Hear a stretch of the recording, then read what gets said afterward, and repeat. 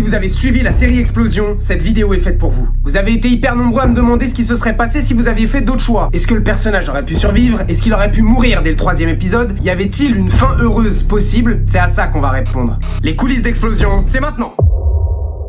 La dernière fois, on a abordé l'arc numéro 1. Mourir aux portes du vaisseau, ou faire partie de l'échantillon humain qui survivra et donc colonisera ailleurs. Si vous l'avez pas vu et que ça vous intéresse, je vous engage à aller la voir. Mais aujourd'hui, on aborde un arc bien plus sombre. L'arc numéro 2.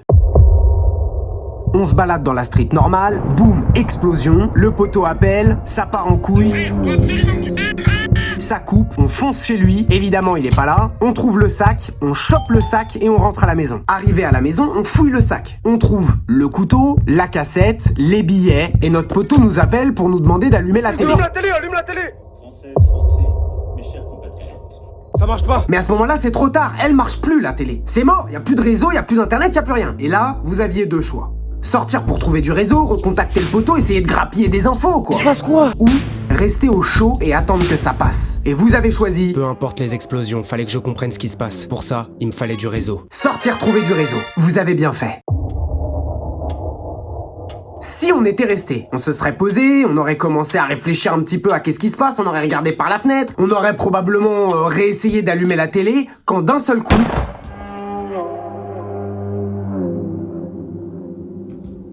un coup de feu dans l'appartement d'à côté. On serait sorti discrètement de l'appartement, on aurait très probablement jeté un œil dans les parties communes, mais le coup de feu vient de chez le voisin. Alors on aurait tapé. Tapé contre la porte. On l'aurait appelé et on se serait rendu compte que la porte n'était pas fermée à clé. Et à l'intérieur, le vieux qui s'est collé une grosse bastos dans la tronche. Le suicide, directement. Le mec a disjoncté, boum, rideau.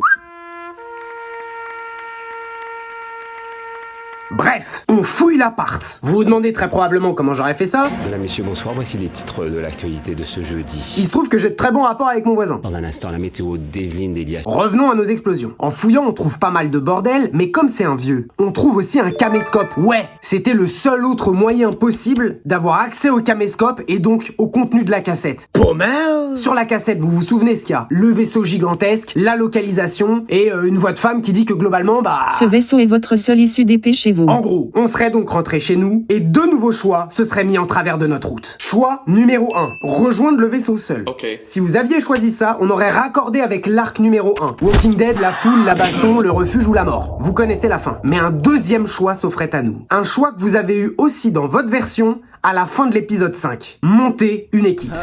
Que ce soit à ce moment-là ou à la fin de l'épisode 5, comme dans votre scénario, monter une équipe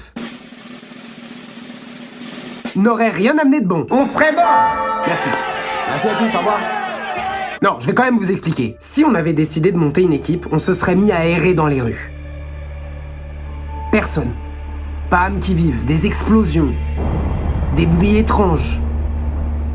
La peur. Et puis, progressivement, des cadavres. On essaye de rejoindre les apparts de nos potes. Personne, à chaque fois. Progressivement, on aurait sombré dans une lente et infâme dépression. Faut s'imaginer les gars, on est seul, y a pas moyen de communiquer, on est dans un état de peur, on n'a pas de bouffe, on n'a pas d'eau, on serait devenu malade. Sans compter qu'il y a quand même un voisin qui est en train de se décomposer dans l'appart d'à côté. Vous l'aurez compris, cet arc les amis, c'était la folie et le suicide quoi. Comme je vous l'ai dit dans la vidéo précédente, j'aurais très probablement intégré des péripéties sur le chemin pour pas que ça dure que 3 épisodes. Le fait est que j'avançais avec vous et que j'ai donc pas creusé dans cette direction. En revanche, j'ai avancé sur l'arc numéro 3, un gros arc, celui qu'on découvrira dans la prochaine vidéo. Abonne-toi si tu veux donner de la force et mets la cloche. Force et imagination.